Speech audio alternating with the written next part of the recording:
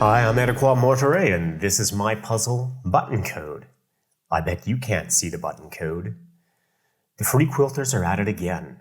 With their nimble old fingers, they sew codes into their patterns. If you could just identify a single code, perhaps you'd be admitted.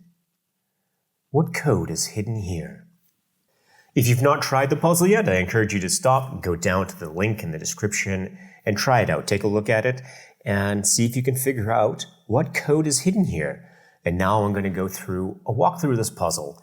I've made this one easier than the last puzzle I made, which is 2 hearts, but still there's a little bit of tricky bit here. If we look at the elements of the puzzle, we have a bunch of buttons, and clearly there's something to do with the buttons. First, with all the puzzles, try to identify all the elements. We have buttons, but we also have some red stitching, which forms a kind of path. With that amount of information, it's still a bit hard. There's still one little loop here. What we want to look at this one here is something to do with the eyes of the buttons. These ones look normal. Here's 4, here's 2, here's 2, here's 2, but then you hear one with 3. Here's another one with 3, and here's one that's offset and offset here. And there's something wrong there. There's something different there. And with all my puzzles, the text in the puzzle is very relevant. So go back and read this bit again. I bet you can't see the button code. There's some key bit of information there you can't see. Now, that's enough information. Take a look and see if you can figure out. I'm going to go ahead and reveal the codes because it's going to give you a bit of information about what that step is. There's 2 things here. There's the recognition and encoding. And encoding should be fairly clear. These buttons are somehow encoding a code, a number, a message, or something. And this one is just a simple number. But there's also this recognition one. And the recognition one is slightly different than association in that you just really have to recognize what these patterns of eyes and the buttons actually are. And if you've done a lot of puzzles in the escape rooms, you might have seen these patterns before. I mean, just going through the world, seeing things outside, you'll see this pattern through the world. And it comes back to this you can't see part of the clue. And before I switch tabs here to another tab, which completely reveals it, I'll give you one more chance to take a look at this.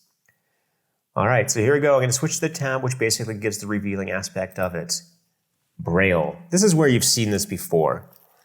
These codes are not normal eyes of the buttons, these offsets here. If we go down to the Braille table, we see that they're encodings here.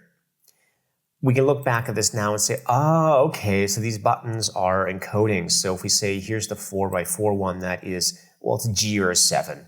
And in the puzzle, it's going to accept both. We'll show that later. And this one here, this is a 5. Okay, great. Now I see it. Now, which buttons do I use? Well, there's this little stitched pathway here, so let's assume it's the pathway. And starting with this one, we have a 9, we have a 7, we have a 5, we have a 6, and we have a 2. So if we go here and type 9, 7, 5, 6, 2, we get the answer. It is correct. Braille is what's known here as external information. It's not actually part of the game. There's no way you can figure out the Braille encoding just from looking at this game.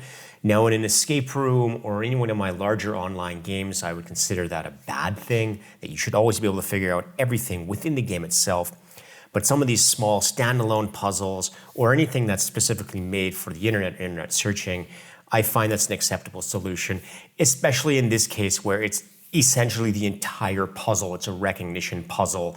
Your only real goal here is to figure out that, oh, this is actually Braille. Once you have that, you have the puzzle solved. Now, what if you decided that, well, hey, I didn't want to type the numbers in. I wanted to type the letters in instead because there's really no way for you to know in the Braille here because I didn't actually put a number marker. Numbers in Braille often proceed with a number. So if you actually type the letters in instead, I, G, E, F, B, you'll also get the correct answer. And I do that often in some of my puzzles. This is the first puzzle of this form where I've done that, but in my live games like Prototype, Carnival, and the free game Cookies, I often accept multiple answers or I give clues if you type a slightly variant answer just because I think it's friendlier to do that. All right, if you've enjoyed this puzzle, then you sign up to the mailing list. I send these out regularly. If you want some more games to play right now, go over and play Cookies. It's completely free. You can play it. And if you like Cookies, then you can play the other games. You can play my other games, Prototype and Carnival. And they're both on the website as well, Prototype and Carnival. They're both full web escape games. And they're loaded with little puzzles. And when you do figure out this puzzle, feel free to share it on social media. Tag me, say you've got it. These are made to be shared, so feel free and share it. And then I look forward to hearing from you later. Please do subscribe, follow me on Twitter or Facebook, or just join us in the Discord channel to talk about puzzles. All right, thank you. Until next time, have fun with the puzzles.